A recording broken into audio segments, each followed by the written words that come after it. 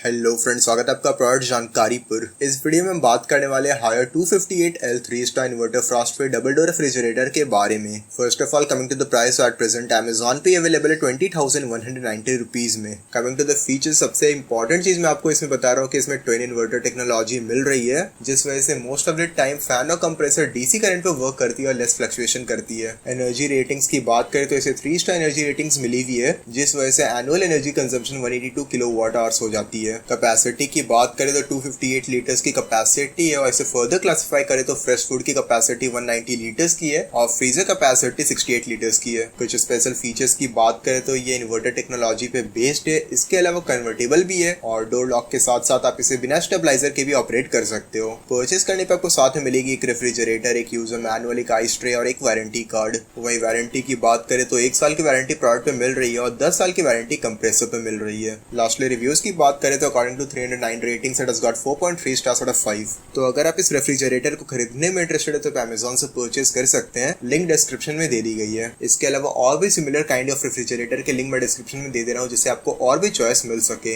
तो इस वीडियो में बस इतना ही। वीडियो पसंद आए तो वीडियो को लाइक करें, कुछ सवाल रहेगा तो कमेंट करें और लगातार ऐसे वीडियो देखने के लिए चैनल को सब्सक्राइब करें।